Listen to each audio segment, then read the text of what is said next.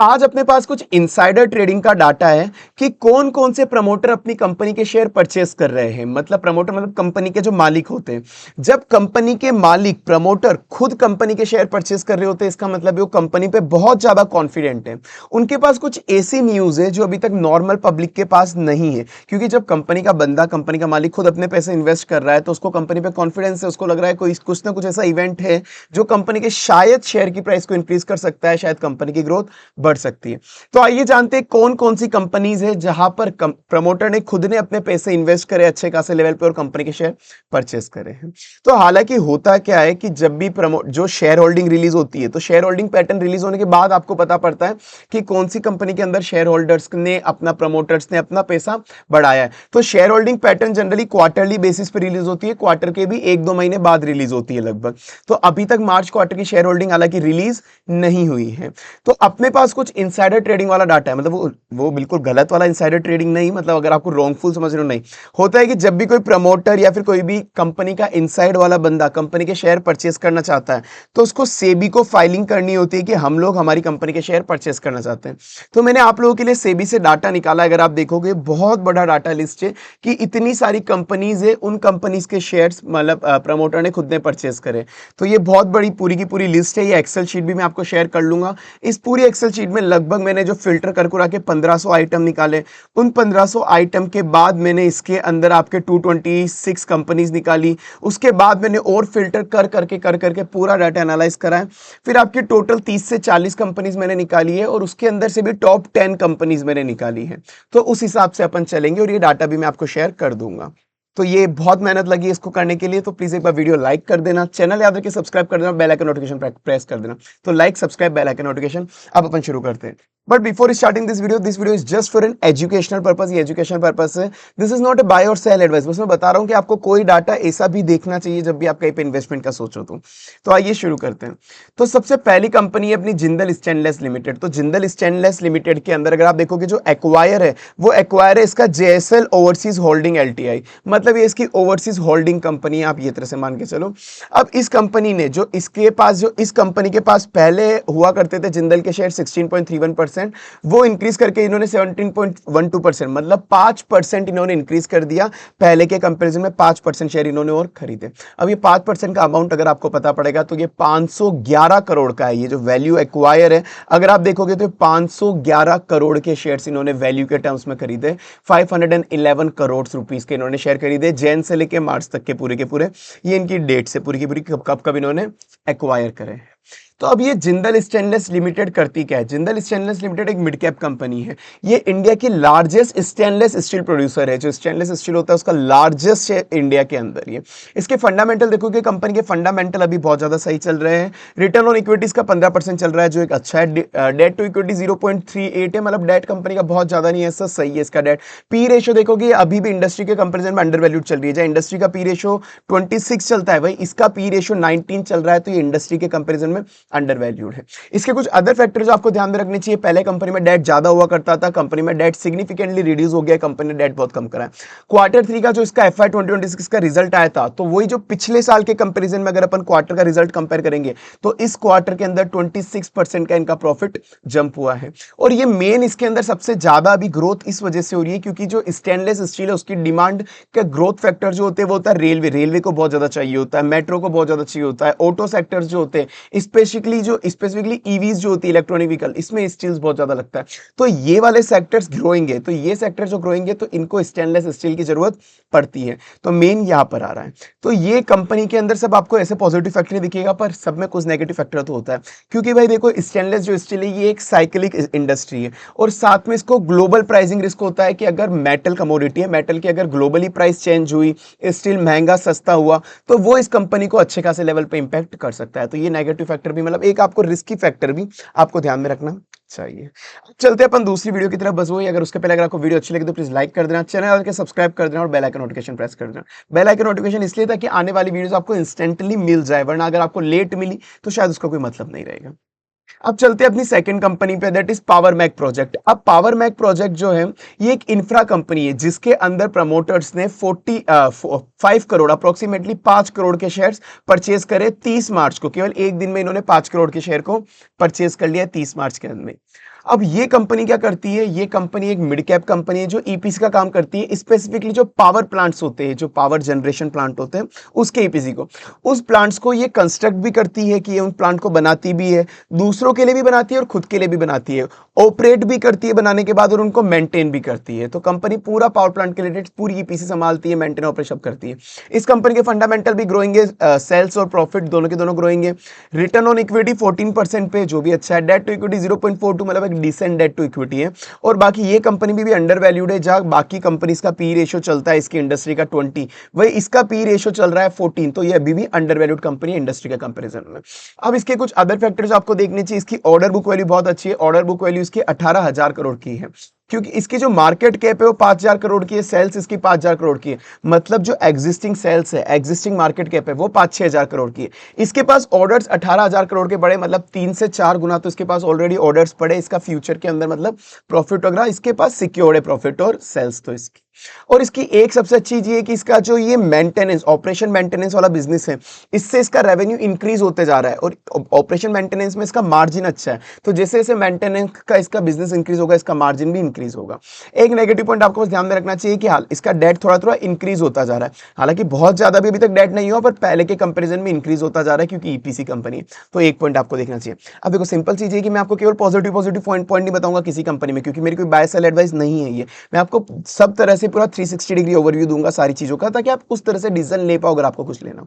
और देखो वैसे कोई बाय सेल एडवाइस नहीं है, फिर भी अगर आपको कुछ परचेज करना है या कुछ करना है तो आप एंजल वन की मदद ले सकते हैं, क्योंकि एंजल वन के अंदर आपको एक फीचर मिल जाता है स्पेसिफिकली स्टॉक एसआईपी का। जैसे म्यूचुअल फंड में आप एसआईपी करते हो, वैसे आप स्टॉक में भी एसआईपी कर सकते हो एंजल वन के थ्रू। वहां पे आप कंपनी के फंडामेंटल चेक कर सकते हो, सबको चेक करके एंजल वन के अंदर जाके आप स्टॉक एसआईपी यूज ले सकते हो, जिससे आपको कभी भी ऐसा नहीं होगा कि आपने गलत प्राइस में एंट्री ले ली, एवरेज आउट होता रहेगा आपका प्राइस।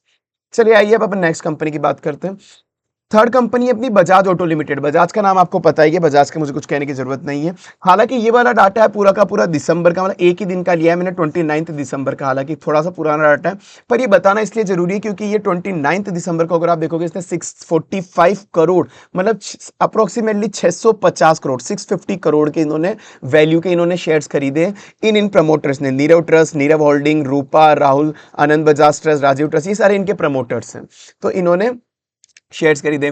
अब बजाज ऑटो के बारे में हालांकि मुझे बताने की जरूरत नहीं है, लार्ज कैप कंपनी है, पूरे के पूरे वर्ल्ड का, मैंने इंडिया नहीं बोला, पूरे वर्ल्ड के ये थर्ड लार्जेस्ट मोटरसाइकिल मैन्युफैक्चर है पूरे वर्ल्ड में। और जो इसकी 3 व्हीकल इंडस्ट्री है, जो ऑटो टेम्पोस चलते हैं, ये वर्ल्ड के नंबर 1 पे आते हैं उनके ओईएम के अंदर ग्लोबली। जो उनके जो भी ऑटो कंपोनेंट्स होते हैं, ओईएम इंडस्ट्री होती है, नंबर 1 पे उसके। फंडामेंटल्स की बात करूं, कंपनी के फंडामेंटल बहुत ज्यादा ग्रोइंग चल रहे हैं। रिटर्न ऑन इक्विटी बहुत अच्छा है, 24% का है। पी रेशियो हल्का सा ओवर वैल्यूड है, बहुत ज्यादा नहीं, पर जैसे इंडस्ट्री का पी रेशियो 24 है, इसका पी रेशियो 27 चल रहा है। डेट टू इक्विटी 0.5 है, डिसेंट सा है। अब इसके अंदर डोमेस्टिक मार्केट शेयर देखें तो इंडिया के अंदर जो 2 व्हीकल चलता है उसका 16% मार्केट शेयर इसके पास है, और वो जो 3 व्हीकल्स चलते हैं, मतलब ऑटो टाइप, उसका 65% मार्केट शेयर केवल बजाज के पास है अभी। एक्सपोर्ट के अंदर भी देखोगे तो कंपनी का जो 45% वॉल्यूम है, जो एक्सपोर्ट, मतलब 45% जो उनका वॉल्यूम है वो एक्सपोर्ट से आता है, तो कंपनी का बहुत मेजर पोर्शन एक्सपोर्ट से आता है। वो अफ्रीका, साउथ ईस्ट एशिया, सब जगह, अगर आप वियतनाम जाओगे, अफ्रीका की कंट्रीज जाओगे, जैसे स्पेसिफिकली मैं भी वियतनाम, अफ्रीका, मैंने सब जगह दिखा गया था जब मैं, तो मैंने सब जगह बजाज के ऑटो टेम्पोस, बजाज की बाइक्स वगैरह मैंने वहां पे देखी थी। तो अब यहां पर ये इसका एक्सपोर्ट बिजनेस भी ओवरऑल अच्छा है। अभी ईवी पुश भी क्योंकि बहुत ज्यादा चल रहा है, तो इसका चेतक स्कूटर है वो भी ठीक परफॉर्म कर रहा है। ये 3 व्हीकल्स के अंदर, मतलब जो 3 व्हीलर्स है, 3 व्हीलर्स के अंदर भी ये अपना ऑटो लिया है, तो 25% रेवेन्यू इसका 3 व्हीलर से आता है अभी, जो ऑटो सेगमेंट है ईवी वाला वो। अब बजाज ऑटो के अंदर बस एक चीज आपको ध्यान रखना कि इसको कंपटीशन भी अच्छा खासा मिल रहा है। 3 व्हीकल्स के अंदर तो हालांकि ये अकेला है, मतलब एक तरह से ज्यादा इसकी मोनोपोली टाइप है, पर जो 2 व्हीकल्स है उसके, मतलब 2 व्हीलर्स है, उसके अंदर आप देख लो टीवीएस है, हीरो है, उनसे इसको कंपटीशन मिल सकता है, ये चीज है। अब उसके बाद नेक्स्ट कंपनी पे चलते हैं अपन, केपीआई ग्रीन एनर्जी। अब केपीआई ग्रीन एनर्जी के अंदर कंपनी ने जो शेयर एक्वायर करे वो 23 करोड़ के एक्वायर करे। इसकी जो होल्डिंग कंपनी, इन्होंने 23 करोड़ के शेयर एक्वायर करे। पहले इस वाली होल्डिंग कंपनी के पास 0.57 शेयर हुआ करते थे, अभी 0.81% हो गए, मतलब अप्रोक्सीमेटली 50% शेयर इसने और एक्वायर करे इसके एग्जिस्टिंग के कंपैरिजन में। अब ये अगर आप देखोगे केपीआई ग्रीन एनर्जी एक स्मॉल कैप कंपनी है, इसका काम है ग्रीन एनर्जी के रिलेटेड पूरा काम है। ये ग्रीन एनर्जी के जो पावर प्लांट्स होते हैं लाइक सोलर हो गया, विंड हो गया, वो डेवलप भी करता है, दूसरों के लिए भी बनाता है। ये दूसरों के लिए भी ईपीसी बनाता है कि अगर किसी को कोई सोलर प्लांट बनाना, विंड प्लांट बनाना, ही बनाएगा। ये खुद से भी बना के खुद भी ऑपरेट करता है, ये दोनों काम करता है, दूसरों के लिए भी खुद के लिए भी। और खुद के लिए जो पावर प्लांट चलाता है उसके लिए इसने आईपीपी लगाया हुआ है, मतलब ये एक इंडिपेंडेंट पावर प्रोड्यूसर है। इंडिपेंडेंट पावर प्रोड्यूसर मतलब खुद से इलेक्ट्रिसिटी प्रोड्यूस करेगा। और ये क्या होता है, जो इंडस्ट्रीज होती है, इंडस्ट्रीज को भी रिक्वायरमेंट होती है पूरी की पूरी इलेक्ट्रिसिटी की, तो उनसे ये पावर परचेज एग्रीमेंट ले लेता, एग्रीमेंट करा देता है। एग्रीमेंट इन द सेंस कि अगर जैसे एग्जांपल के लिए रिलायंस को अगर पावर की जरूरत है, तो ये पावर जनरेट कर ही रहा है, ये रिलायंस से एग्रीमेंट कर देगा कि हम आपको पावर सप्लाई कर देंगे, तो ये भी करता है। तो इसका जो बिजनेस मॉडल है, बिजनेस मॉडल तो ग्रोइंग है, हालांकि फंडामेंटल भी इसके ग्रोइंग चल रहे हैं, सेल्स रेवेन्यू भी ग्रोइंग मोड पे, रिटर्न ऑन इक्विटी 15% के अप्रॉक्स डिसेंट चल रहा है। ये भी अभी अंडर वैल्यूड चल रहा है, चाहे इंडस्ट्री का पी रेशियो 23, इसका पी रेशियो 15 है, ये भी अभी अंडर वैल्यूड चल रहा है। डेट हालांकि कंपनी का मुझे थोड़ा सा ज्यादा लगा 0.96, तो थोड़ा सा इसका डेट ज्यादा है। उसके अलावा अदर फैक्टर देखोगे तो इसकी ग्रोथ अभी बहुत ज्यादा एक्सप्लोसिव हुई है। जो अभी FY 2026 के 9 मंथ के रिजल्ट हुए थे, मतलब 3 क्वार्टर के रिजल्ट हुए थे अभी 2026 के, उसके अंदर इसका रेवेन्यू 64% से इंक्रीज हुआ था पिछले साल के कंपैरिजन में। वो इसका जो प्रॉफिट था सेम 60% से इंक्रीज हुआ था। इसकी ऑर्डर बुक वैल्यू भी बहुत अच्छी चल रही है, 6000 करोड़ के ऑर्डर्स इसके पास ऑलरेडी पड़े हैं। कंपनी ने पहली बार मार्च 2026 के अंदर 1 गीगावाट का माइलस्टोन भी क्रॉस कर लिया है कि इसने उससे भी ज्यादा इलेक्ट्रिसिटी प्रोड्यूस कर ली है। कंपनी अभी अपना आईपीओ प्लान कर रही है, इसकी 2-3 सब्सिडीज जैसे सनड्रॉप वगैरह है, इनकी आईपीओ प्लान कर रही है। तो ये आईपीओ जब भी कोई आते हैं ना, तो इनकी होल्डिंग कंपनी के लिए कुछ वैल्यूज हमेशा अनलॉक होती है, थोड़ी बहुत शेयर की प्राइस बढ़ने की चांसेस होती है। देखो मैं ये नहीं बोला बढ़ेगी, पर ये जनरली ट्रेंड देखा गया है ऐसा। तो ये कंपनी अपने सब्सिडी का आईपीओ प्लान कर रही है। तो ये केपीआई ग्रीन एनर्जी है। ये स्मॉल कैप कंपनी पर ध्यान रखना, small cap company high risk की होती है कंपेरेटिवली हमेशा।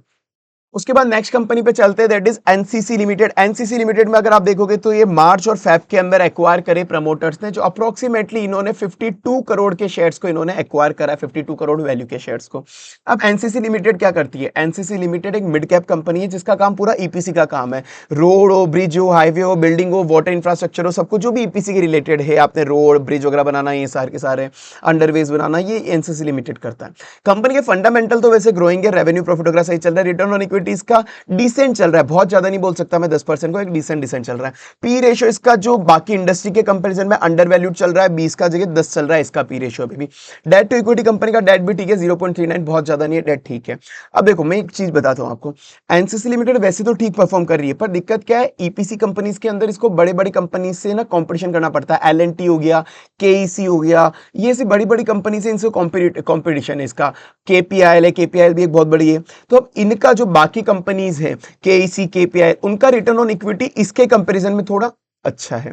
तो ये कंपनी अभी मिड कैप है, उनसे कंपटीशन कर रही है, हालांकि मैं ऐसा नहीं बोला नहीं हो पा रहा है, पर वो है कि थोड़ा सा रिस्क हो जाता है इनके केस के अंदर। पर सबसे बड़ी चीज इसके अंदर आपको देखनी पड़ेगी, इसका मैसिव ऑर्डर बुक वैल्यू। मुझे लगता है कि सबसे मेन कॉन्फिडेंस जो शेयर होल्डर को, प्रमोटर को है, वो इसी पे है। इसके पास 80,000 करोड़ की ऑर्डर बुक वैल्यू पड़ी है। जो इसकी एग्जिस्टिंग सेल है वो 22,000 करोड़ की, मतलब अभी इसकी सेल 25 के अंदर 2025 में 22,000 करोड़ की थी, और इसकी जो ऑर्डर बुक वैल्यू 80,000 करोड़ की, मतलब लगभग 3 से 4 गुना इसके पास ऑर्डर्स ऑलरेडी पड़े हुए हैं। तो ये इसीलिए अगर इन्होंने इसको एग्जीक्यूट सही ढंग से कर दिया तो फिर कंपनी की थोड़ी दशा बदल सकती है, मतलब सेल्स प्रॉफिट और भी अच्छे हो सकते हैं। तो मेन जो सब लोग इस पे बैट लगा रहे हैं वो इसकी ऑर्डर बुक वैल्यू की वजह से लगा रहे हैं। और एक चीज आपको ध्यान रखनी चाहिए कि भाई शेयर की प्राइस अभी रिसेंटली इसकी डिक्रीज हुई थी, क्यों? क्योंकि एनएचएआई जो हाईवे की अपने डील करता है, हाईवे अथॉरिटी इंडिया की, नेशनल हाईवे, वो 2 साल का इसने बैन लगा दिया था फरवरी के अंदर, क्योंकि भाई इसने ना कुछ प्रोजेक्ट में इसने डिले कर दिया था। तो जो उत्तर प्रदेश के कुछ प्रोजेक्ट चल रहे थे हाईवे के, तो वहां पर इन्होंने बैन कर दिया कि भाई आप ये वाले प्रोजेक्ट और नहीं लगा पाओगे, आप ये हाईवे के टेंडर अभी आप नहीं लगा पाओगे। तो ये चीज आपको देखनी चाहिए। हालांकि बैन लगने के बाद भी आप देखो कि फरवरी में बैन लगा, उसके बाद मार्च में भी प्रमोटर्स ने के शेयर्स फिर भी खरीदे। तो कुछ तो ऐसी चीजें जो शायद अपन को नहीं पता, और ऑलरेडी इसके पास वैसे भी ऑर्डर्स बहुत सारे पड़े। इस बैन से इसको इससे बहुत बड़ा फर्क अभी नहीं पड़ जाएगा, क्योंकि इसके बाद 4 साल के ऑर्डर्स तो अभी ऑलरेडी पड़े हुए। तो ये एनसीसी लिमिटेड है, अपनी एक और कंपनी, मिड कैप कंपनी, पर तो रिस्की है, ध्यान रखना। मैंने आपको पूरे फैक्टर्स बता दिए हैं। अब देखो वैसे तो मैंने आपको 5 टॉप 5 कंपनीज बता दी, इसके अलावा बहुत सारी कंपनीज, अगर मैं सारे डिस्कस करने बैठा तो बहुत ज्यादा टाइम लग जाएगा। तो बाकी कंपनीज कुछ ऐसी है जो आप खुद रिसर्च कर सकते हो। जो मेन मुझे टॉप 5 कंपनीज लगी थी वो मैंने बता दी। अब बाकी कंपनीज के आप चाहो तो एक बार स्क्रीनशॉट ले लो, स्क्रीन पे आपको वो दिख रही होगी बाकी कंपनी। वो कंपनी को मैंने कुछ स्कोरिंग करी थी। मैं जनरली जब भी कोई एनालाइज करता हूँ शेयर वगैरह का तो मैं स्कोरिंग देता हूँ 100 में से। जैसे रिटर्न ऑन इक्विटी कितना है, ऑर्डर बुक वैल्यू कितना है, ग्रोथ फैक्टर कितना चल रहा है, मैं सबको स्कोर देता हूँ। जनरली ये मेरा रिसर्च क्राइटेरिया होता है। तो हालांकि कोई बाय सेल एडवाइस नहीं है, पर मैंने वहाँ पे स्कोर भी लिखा हुआ है कि मेरे जो भी मैंने क्राइटेरिया लिया था, return on equity, P ratio वगैरह, उनके हिसाब से कितना इनको स्कोर दिया है। तो आप एक बार इनका स्क्रीनशॉट ले सकते हो, आप खुद से रिसर्च कर सकते हो इनके, जहाँ पे प्रमोटर्स ने शेयर बाय करे। तो ये बाकी कंपनीज भी है। आपको मैं पूरी लिस्ट आपको दिखती जाएगी, आप स्क्रीनशॉट ले सकते हैं।